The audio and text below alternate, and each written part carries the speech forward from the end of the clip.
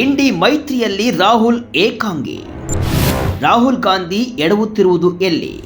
ಕೇಂದ್ರ ಹಾಗೂ ಪ್ರಧಾನಿ ಮೋದಿ ವಿರುದ್ಧ ತೊಡೆತಟ್ಟಿರುವ ರಾಹುಲ್ ಗಾಂಧಿ ತಮ್ಮ ಇಂಡಿಯಾ ಮೈತ್ರಿಕೂಟದಲ್ಲಿ ಏಕಾಂಗಿಯಾಗಿ ಉಳಿದುಬಿಟ್ರ? ಮಿತ್ರರೇ ಅವರನ್ನ ಕೈ ಹಿಡಿಯಲಿಲ್ವಾ? ಇಂತಹದೊಂದು ಸುದ್ದಿ ಈಗ ದಿಲ್ಲಿ ಪಡಸಾಲೆಯಿಂದ ಅಪ್ಪಳಿಸಿದೆ. ಹೌದು, ದೆಹಲಿಯ ರಾಮ್ಲೀಲಾ ಮೈದಾನದಲ್ಲಿ ರಾಹುಲ್ ಗಾಂಧಿ ಗರ್ಜಿಸಿದ್ದಾರೆ. ಮತ ಕಳ್ಳರೇ, ಅಧಿಕಾರ ಬಿಡಿ ಅಂತ ಕೇಂದ್ರ ಚುನಾವಣಾ ಆಯೋಗ ಮತ್ತು ಮೋದಿ ಸರ್ಕಾರದ ವಿರುದ್ಧ ಯುದ್ಧವನ್ನ ಸಾರಿದ್ದಾರೆ. ಮೇಲ್ನೋಟಕ್ಕೆ ಇದು ಕಾಂಗ್ರೆಸ್ನ ಬೃಹತ್ ಶಕ್ತಿ ಪ್ರದರ್ಶನದಂತೆ ಕಂಡರೂ ಕೂಡ ಅಲ್ಲಿ ಕಾಣ್ತಾ ಇರೋದು ಬೇರೆಯದ್ದೇ ಸತ್ಯ. ಹೌದು ವೀಕ್ಷಕರೇ, ನರೇಂದ್ರ ಮೋದಿ ಮತ್ತು ಚುನಾವಣಾ ಆಯೋಗದ ವಿರುದ್ಧ ಸೆಟೆದು ನಿಂತಿರುವ ರಾಹುಲ್ ಗಾಂಧಿ ತಮ್ಮದೇ ಇಂಡಿಯಾ ಮೈತ್ರಿಕೂಟದಲ್ಲಿ ಏಕಾಂಗಿಯಾಗ್ತಾ ಇದ್ದಾರಾ? ಇವಿಎಂ ಮತ್ತು ಮತಗಳ್ಳತನದ ವಿಚಾರದಲ್ಲಿ ಮಿತ್ರ ಪಕ್ಷಗಳೇ ಕಾಂಗ್ರೆಸ್ಗೆ ಕೈಕೊಟ್ಟವ? ಸುಪ್ರಿಯಾ ಸುಳೆ ಅವರ ಆ ಒಂದು ಹೇಳಿಕೆ ಕಾಂಗ್ರೆಸ್ಗೆ ಹಾಗೂ ರಾಹುಲ್ ಗಾಂಧಿಗೆ ಮುಜುಗರ ತಂದಿದ್ದು ಹೇಗೆ? ರಾಹುಲ್ ಗಾಂಧಿ ಎಡ್ತಾ ಇರುವುದು ಎಲ್ಲಿ?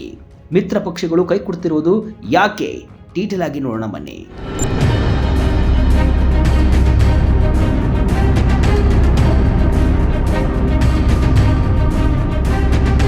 ಬಿಹಾರ ಚುನಾವಣೆಗೂ ಮೊದಲು ತುಂಬಾ ಹುರುಪು ಆತ್ಮವಿಶ್ವಾಸದಲ್ಲಿದ್ದ ರಾಹುಲ್ ಗಾಂಧಿಗೆ ಪೆಟ್ಟು ಕೊಟ್ಟಿದ್ದು ಬಿಹಾರ ಸೋಲು. ಮತ ಕಳ್ಳತನ ಹೋರಾಟ ತಮ್ಮನ್ನ ಕೈ ಹಿಡಿಯುತ್ತೆ ಅನ್ನೋ ಅಚಲ ನಂಬಿಕೆ ಅವರದ್ದಾಗಿತ್ತು. ಹೀಗಾಗಿ ಇಂಡಿ ಒಕ್ಕೂಟದಲ್ಲಿ ಭಾರಿ ವಿಶ್ವಾಸ ಮೂಡಿತ್ತು. ಆದರೆ ಬಿಹಾರ ಸೋಲು ಇಂಡಿಯಾ ಒಕ್ಕೂಟದ ಮನಸ್ಸನ್ನೇ ಘಾಸಿಗೊಳಿಸಿದೆ. ಮಿತ್ರ ಪಕ್ಷಗಳೇ ಈಗ ರಾಹುಲ್ ಗಾಂಧಿ ವಿರುದ್ಧ ತಿರುಗಿ ಬಿದ್ದಿವೆ. ಕೆಲವರು ಈ ಮೈತ್ರಿಯಲ್ಲಿ ಕಾಂಗ್ರೆಸ್ ನಾಯಕತ್ವವೇ ಬೇಡ ಅಂತ ಧ್ವನಿ ಎತ್ತಿದ್ದಾರೆ.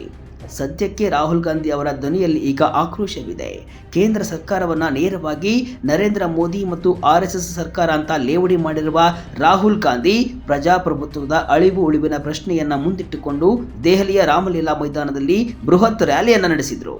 ಕಾಂಗ್ರೆಸ್ ಪಕ್ಷವು ಕಳೆದ ಕೆಲವು ದಿನಗಳಿಂದ ನಡೆಸಿಕೊಂಡು ಬರುತ್ತಿರುವ ವೋಟ್ ಚೋರಿ ಅಥವಾ ಮತಗಳ್ಳತನದ ವಿರುದ್ಧದ ಸಹಿ ಸಂಗ್ರಹ ಅಭಿಯಾನದ ಕ್ಲೈಮ್ಯಾಕ್ಸ್ ಈ ಸಮಾವೇಶವಾಗಿತ್ತು. ಬರೋಬ್ಬರಿ 6 ಕೋಟಿ ಜನರ ಸಹಿಯನ್ನು ಸಂಗ್ರಹಿಸಿರುವ ಕಾಂಗ್ರೆಸ್ ದೇಶದಲ್ಲಿ ಚುನಾವಣಾ ಪ್ರಕ್ರಿಯೆ ಪಾರದರ್ಶಕವಾಗಿಲ್ಲ ಅಂತ ಬಲವಾಗಿ ಪ್ರತಿಪಾದಿಸ್ತಾ ಇದೆ. ಅಷ್ಟೇ ಅಲ್ಲ, ರಾಹುಲ್ ಗಾಂಧಿಯವರು ಕೇಂದ್ರ ಚುನಾವಣಾ ಆಯೋಗದ ಮುಖ್ಯಸ್ಥರನ್ನೇ ನೇರ ಗುರಿಯಾಗಿಸಿಕೊಂಡಿದ್ದಾರೆ. ಮುಖ್ಯ ಆಯುಕ್ತರಾದ ಜ್ಞಾನೇಶ್ ಕುಮಾರ್ ಚುನಾವಣಾ ಆಯುಕ್ತರು ಸಂವಿಧಾನದ ಬದಲು ಬಿಜೆಪಿಗೆ ಕೆಲಸವನ್ನ ಮಾಡ್ತಿದ್ದಾರೆ ಎಂಬ ಗಂಭೀರ ಆರೋಪವನ್ನ ರಾಹುಲ್ ಗಾಂಧಿ ಮಾಡಿದ್ರು. ಆದರೆ ಇಲ್ಲಿ ಹುಟ್ಟಿಕೊಳ್ಳುವ ಅತಿ ದೊಡ್ಡ ಪ್ರಶ್ನೆ ಏನಂದ್ರೆ, ರಾಹುಲ್ ಗಾಂಧಿ ಅವರ ಈ ಹೋರಾಟದಲ್ಲಿ ಅವರ ಸಂಗಾತಿಗಳು ಅಂದ್ರೆ ಅವರ ಮಿತ್ರ ಪಕ್ಷಗಳು ಎಲ್ಲಿದ್ದಾರೆ? ಇಂಡಿ ಮೈತ್ರಿಯಲ್ಲಿ ಒಗ್ಗಟ್ಟು ಮಾಯ. ವೋಟ್ ಚೋರಿ ಬಗ್ಗೆ ಯಾರಿಗಿಲ್ಲ ಆಸಕ್ತಿ? ಹೌದು, ರಾಮ್ಲೀಲಾ ಮೈದಾನದಲ್ಲಿ ಕಾಂಗ್ರೆಸ್ ನಡೆಸಿದ ಈ ರ್ಯಾಲಿಯನ್ನ ಸೂಕ್ಷ್ಮವಾಗಿ ಗಮನಿಸಿದರೆ ಅಲ್ಲಿ ಇಂಡಿಯಾ ಮೈತ್ರಿಕೂಟದ ಒಗ್ಗಟ್ಟು ಕಾಣೆಯಾಗಿತ್ತು. ಮಹಾರಾಷ್ಟ್ರ, ಹರಿಯಾಣ, ಜಾರ್ಖಂಡ್ ಮತ್ತು ಜಮ್ಮು ಕಾಶ್ಮೀರದ ಚುನಾವಣಾ ಫಲಿತಾಂಶಗಳು ಹೊರಬಂದ ದಿನದಿಂದಲೂ ರಾಹುಲ್ ಗಾಂಧಿ ವೋಟ್ ಚೋರಿ ಬಗ್ಗೆ ಮಾತನಾಡುತ್ತಲೇ ಇದ್ದಾರೆ. ಬಿಹಾರದಲ್ಲಿ ನಡೆದ ವೋಟರ್ ಅಧಿಕಾರ ಯಾತ್ರೆಯಲ್ಲೂ ಕೂಡ ಇದು ಪ್ರತಿಧ್ವನಿಸಿತ್ತು. ಆದರೆ ದೆಹಲಿಯಲ್ಲಿ ನಡೆದ ನಿರ್ಣಾಯಕ ಸಭೆಯಲ್ಲಿ ಮೈತ್ರಿಕೂಟದ ಪ್ರಮುಖ ನಾಯಕರು ಗೈರಾಗಿದ್ದರು. ಅವರಿಗೆ ಆಹ್ವಾನವಿತ್ತೋ ಅಥವಾ ಉದ್ದೇಶಪೂರ್ವಕವಾಗಿ ದೂರ ಉಳಿದರು ಎಂಬುದು ಸ್ಪಷ್ಟವಿಲ್ಲದಿದ್ದರೂ ಕೂಡ ಇದೊಂದು ಸಂಪೂರ್ಣವಾಗಿ ಕಾಂಗ್ರೆಸ್ ಪಕ್ಷದ ರಾಜಕೀಯ ಕಾರ್ಯಕ್ರಮದಂತೆ ಭಾಸವಾಯಿತು. ರಾಹುಲ್ ಗಾಂಧಿ ಮೈತ್ರಿಕೂಟದಲ್ಲಿ ಏಕಾಂಗಿಯಾಗ್ತಿದ್ದಾರೆ ಎಂಬ ಅನುಮಾನಕ್ಕೆ ಈ ನಡೆ ಪುಷ್ಟಿ ನೀಡುವಂತಿದೆ. ರಾಹುಲ್ಗೆ ಮಿತ್ರ ಪಕ್ಷಗಳಿಂದಲೇ ಬೆಂಬಲವಿಲ್ಲ, ನನಗೆ ಸಂಬಂಧವಿಲ್ಲ ಎಂದ ಕಾಶ್ಮೀರ ಸಿಎಂ. ಇಲ್ಲಿ ಕಾಂಗ್ರೆಸ್ ಎಡವಿದ್ದು ಎಲ್ಲಿ ಎಂಬ ಪ್ರಶ್ನೆ ಹುಟ್ಟಿಕೊಳ್ಳುತ್ತೆ. 4 ರಾಜ್ಯಗಳ ಚುನಾವಣಾ ಫಲಿತಾಂಶದ ನಂತರ ರಾಹುಲ್ ಗಾಂಧಿ ಅವರು ಮಹಾರಾಷ್ಟ್ರ ಮತ್ತು ಹರಿಯಾಣದಲ್ಲಿ ಆದ ಸೋಲಿಗೆ ಇವಿಎಂ ಮತ್ತು ವ್ಯವಸ್ಥೆಯನ್ನ ದೂರಿದರು. ಆದರೆ ಅದೇ ಸಮಯದಲ್ಲಿ ಜಮ್ಮು ಕಾಶ್ಮೀರ ನ್ಯಾಷನಲ್ ಕಾನ್ಫರೆನ್ಸ್ ಮತ್ತು ಜಾರ್ಖಂಡ್ ಮುಕ್ತಿ ಮೋರ್ಚಾ ಗೆಲುವನ್ನ ಸಾಧಿಸಿದಾಗ ಅಲ್ಲಿನ ಪ್ರಕ್ರಿಯೆಯ ಬಗ್ಗೆ ರಾಹುಲ್ ಗಾಂಧಿ ಚಕಾರ ಎತ್ತಲಿಲ್ಲ. ಇದು ದ್ವಂದ್ವ ನಿಲುವಲ್ಲವೇ? ಸ್ವತಃ ಜಮ್ಮು ಕಾಶ್ಮೀರದ ಮುಖ್ಯಮಂತ್ರಿ ಒಮರ್ ಅಬ್ದುಲ್ಲಾ ಅವರು ರಾಹುಲ್ ಗಾಂಧಿ ಅವರ ಈ ನಡೆಯನ್ನ ಪರೋಕ್ಷವಾಗಿ ಆಕ್ಷೇಪಣೆಯನ್ನ ಮಾಡಿದ್ರು. ಒಮರ್ ಅಬ್ದುಲ್ಲಾ ಅವರು ಸ್ಪಷ್ಟವಾಗಿ ಹೇಳಿದ್ದು ಇಷ್ಟು: ವೋಟ್ ಚೋರಿ ಅಭಿಯಾನ ಎನ್ನುವುದು ಕಾಂಗ್ರೆಸ್ ಪಕ್ಷದ ಕಾರ್ಯಕ್ರಮವೇ ಹೊರತು ಇಂಡಿಯಾ ಮೈತ್ರಿಕೂಟದ ಕಾರ್ಯಕ್ರಮವಲ್ಲ. ನಾವು ಹಿಂದಿನಿಂದಲೂ ಪ್ರಜಾಪ್ರಭುತ್ವದ ಪ್ರಕ್ರಿಯೆಯಲ್ಲಿ ನಂಬಿಕೆಯನ್ನ ಇಟ್ಟಿದ್ದೇವೆ, ಹೀಗಾಗಿ ನಮಗೂ ಈ ಅಭಿಯಾನಕ್ಕೂ ಸಂಬಂಧವಿಲ್ಲ. ಒಮರ್ ಅವರ ಈ ಹೇಳಿಕೆ ರಾಹುಲ್ ಗಾಂಧಿ ಅವರ ಅಭಿಯಾನದ ವಿಶ್ವಾಸಾರ್ಹತೆಗೆ ಬಿದ್ದಂತಹ ಮೊದಲ ಪೆಟ್ಟು. ಗೆದ್ದಾಗ ಒಂದು ನ್ಯಾಯ, ಸೋತಾಗ ಇನ್ನೊಂದು ನ್ಯಾಯ ಎಂಬ ಕಾಂಗ್ರೆಸ್ನ ವಾದಕ್ಕೆ ಮಿತ್ರ ಪಕ್ಷಗಳೇ ಬೆಂಬಲ ನೀಡ್ತಿಲ್ಲ ಎಂಬುದು ಇಲ್ಲಿ ಸಾಬೀತಾಯಿತು. ರಾಹುಲ್ಗೆ ಕೈಕೊಟ್ಟ ದೀದಿ ಅಖಿಲೇಶ್ ಯಾದವ್.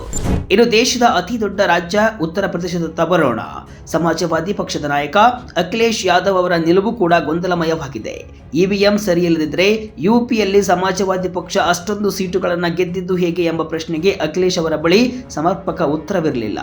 ಉತ್ತರ ಪ್ರದೇಶದ 80 ಕ್ಷೇತ್ರಗಳಲ್ಲೂ ಗೆದ್ದರೂ ಕೂಡ ತಮಗೆ ಇವಿಎಂ ಮತ್ತು ವಿವಿಪ್ಯಾಟ್ ಮೇಲೆ ಅನುಮಾನವಿದೆ ಅಂತ ಹೇಳುವ ಅಖಿಲೇಶ್, ನಮ್ಮ ಬಳಿ ವೋಟ್ ಚೋರಿ ಆಗಿರುವುದಕ್ಕೆ ಖಚಿತ ಪುರಾವೆಗಳು ಇಲ್ಲ ಅಂತ ಹೇಳುವ ಮೂಲಕ ಜಾರಿಕೊಂಡಿದ್ದಾರೆ. ಅಂದರೆ ಅನುಮಾನವಿದೆ ಆದರೆ ಸಾಕ್ಷಿ ಇಲ್ಲ ಎಂಬ ಅಖಿಲೇಶ್ ಮಾತು ರಾಹುಲ್ ಗಾಂಧಿ ಅವರ ನೇರ ಆರೋಪಕ್ಕೆ ಪೂರಕವಾಗಿಲ್ಲ. ಅತ್ತ ಪಶ್ಚಿಮ ಬಂಗಾಳದ ಮುಖ್ಯಮಂತ್ರಿ ಮಮತಾ ಬ್ಯಾನರ್ಜಿ ಕೂಡ ಮೌನಕ್ಕೆ ಶರಣಾಗಿದ್ದಾರೆ. ಕಳೆದ ಲೋಕಸಭಾ ಚುನಾವಣೆಯಲ್ಲಿ ತೃಣಮೂಲ ಕಾಂಗ್ರೆಸ್ ಉತ್ತಮ ಸಾಧನೆಯನ್ನ ಮಾಡಿತ್ತು.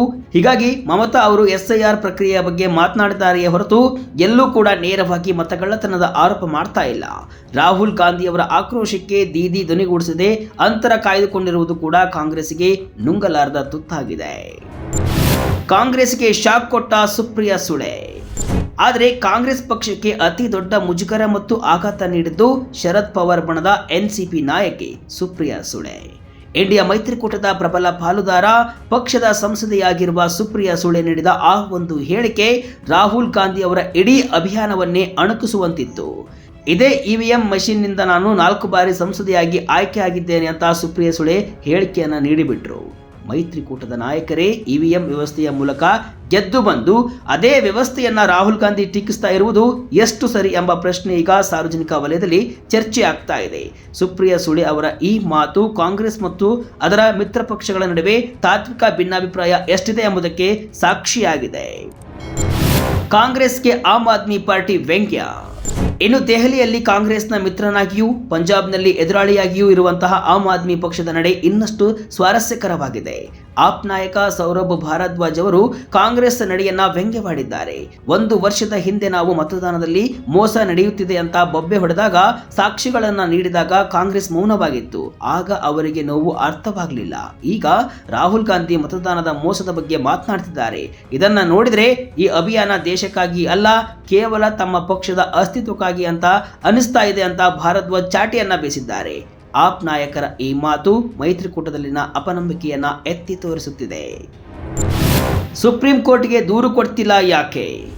ಡಿಎಂಕೆ, ಆರ್ಜೆಡಿಯಂತಹ ಪಕ್ಷಗಳಿಂದ ಅಲ್ಲಲ್ಲಿ ಸಣ್ಣ ಪುಟ್ಟ ಬೆಂಬಲದ ಹೇಳಿಕೆಗಳು ಬರ್ತಾ ಇದ್ರೂ ಕೂಡ ಮೈತ್ರಿಕೂಟದ ಪೂರ್ಣ ಪ್ರಮಾಣದ ಸಂಘಟಿತ ಹೋರಾಟ ಮಾತ್ರ ಕಾಣಿಸ್ತಿಲ್ಲ.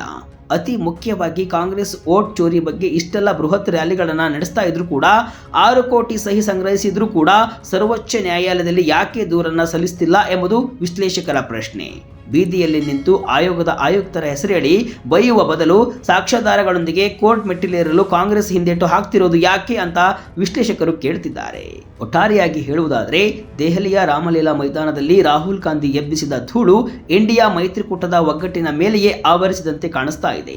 ಗೆದ್ದಾಗ ಮೌನ, ಸೋತಾಗ ಆಕ್ರೋಶ ಎಂಬ ಕಾಂಗ್ರೆಸ್ನ ತಂತ್ರಗಾರಿಕೆಗೆ ಮಿತ್ರ ಪಕ್ಷಗಳೇ ಒಪ್ಪಿಗೆಯನ್ನು ಸೂಚಿಸುತ್ತಿಲ್ಲ. ರಾಹುಲ್ ಗಾಂಧಿ ಅವರ ಈ ವೋಟ್ ಚೋರಿ ಅಭಿಯಾನವು ಬಿಜೆಪಿಯನ್ನ ಇಕ್ಕಟ್ಟಿಗೆ ಸಿಲುಕಿಸುವ ಬದಲು ವಿರೋಧ ಪಕ್ಷಗಳ ಒಕ್ಕೂಟದಲ್ಲಿ ಬಿರುಕನ್ನ ಮೂಡಿಸ್ತಾ ಇದೆ. ರಾಹುಲ್ ಗಾಂಧಿ ಅಂದುಕೊಂಡಿದ್ದೊಂದು, ಆಗ್ತಾ ಇರೋದು ಮತ್ತೊಂದು ಎಂಬಂತಾಗಿದೆ.